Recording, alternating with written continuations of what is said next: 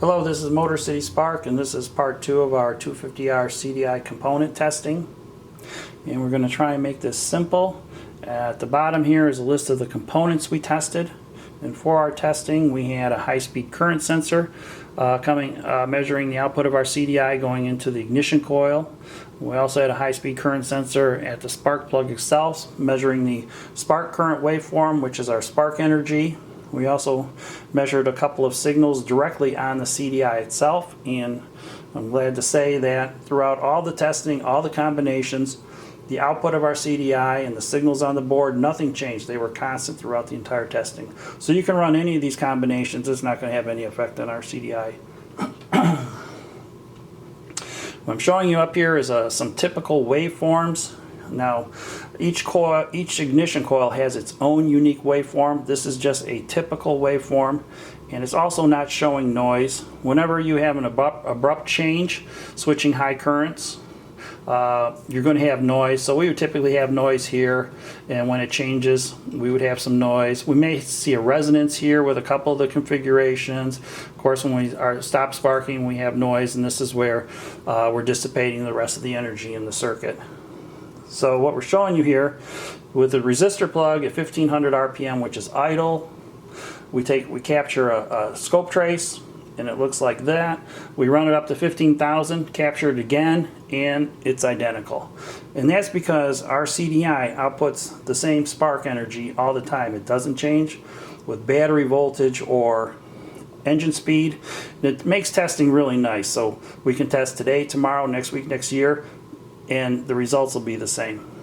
However, when you run a non-resistor plug, it's not quite the same situation. As you can see, it changes from spark to spark. And to kind of briefly explain what's happening is, without that resistor in the plug, this is oscillating here. By putting the resistor in the plug, it acts like a terminating resistor, and it dampens and kills that oscillation.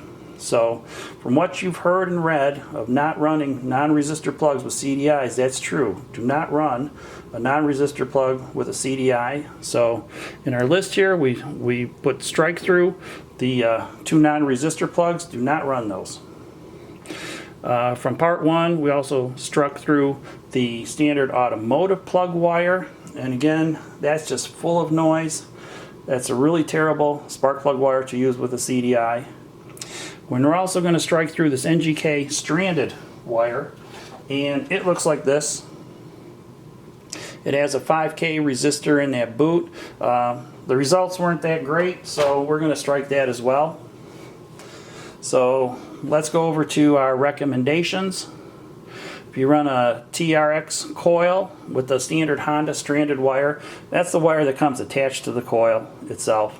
So if you run a BR90G, you run that with the 0 ohm plug cap that comes with it. And if you want to run the Iridium, you should run this 5K ohm plug cap, and I'll show you pictures of those. So here's the Iridium plug, and this is this 5K ohm NGK. It's like $3 or something down at the store. This is the standard one that comes with your ignition coil. This is just the NGK version. They're both 0 ohms. So those are the different plug caps.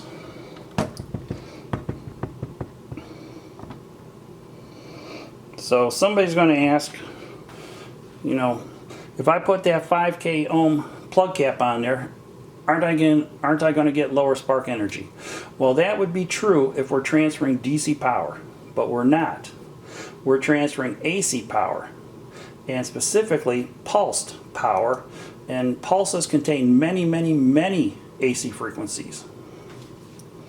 So transferring AC power is governed by the maximum power transfer theorem, and simply stated, we have our coil, and it has a source impedance. Impedance is a combination of DC resistance and AC resistance. And our load is the wire cap, boot, and plug. That's considered our load impedance. So the maximum power transfer theorem states, if our load impedance is the complex conjugate of our source impedance, we will transfer the maximum power.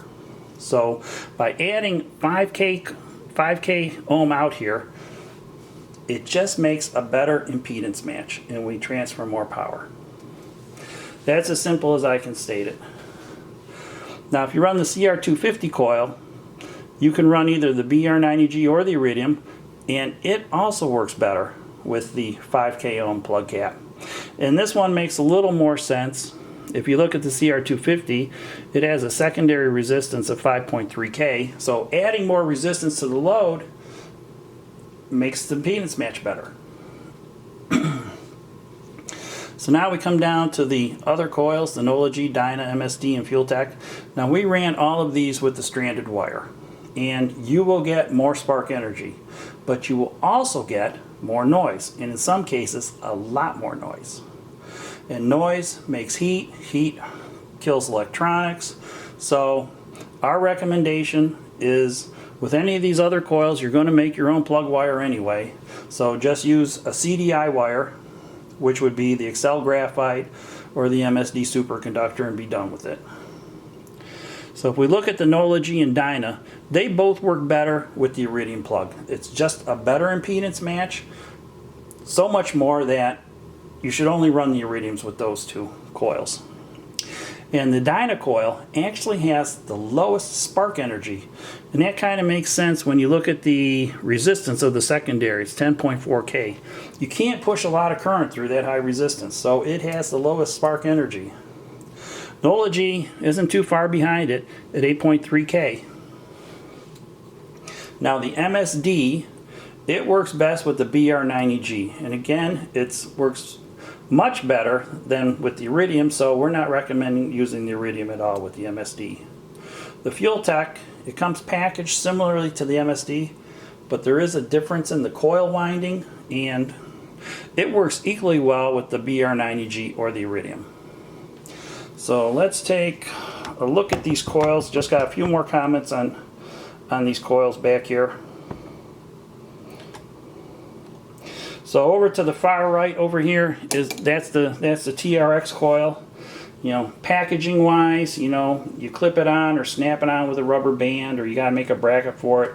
It's really not a great coil, I think.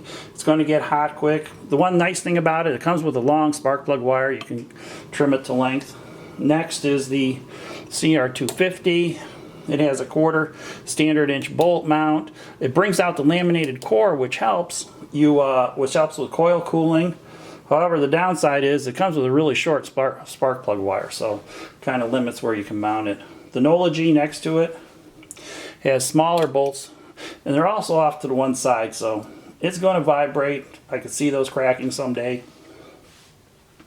The Dyna, MSD, and Fueltech, they're all 1/4 inch bolt mounts. They're all on the center line of the mass of the coil, so those are very stable mountings. Now let's talk a little bit about the connections, the electrical connections. These first four here, TRX, CR, NOLA G, and Dyna, they all have spade terminals, and of course those are going to get wet.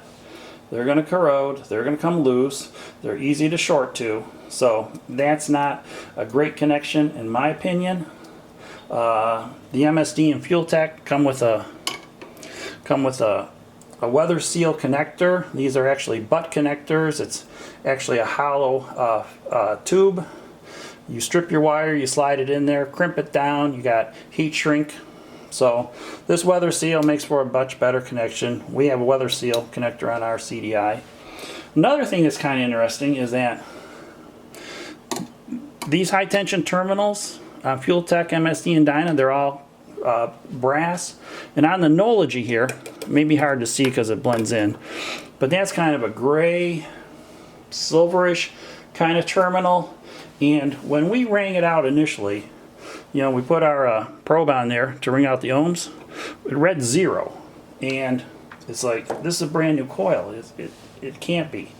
But we really had to dig our test lead into it and to read the resistance. So there's some kind of coating on that high tension terminal, and I think it's like a fouled spark plug trick they're doing to make it spark better because it has low energy.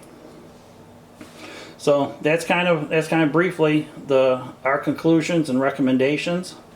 And this is a picture of our 250R CDI.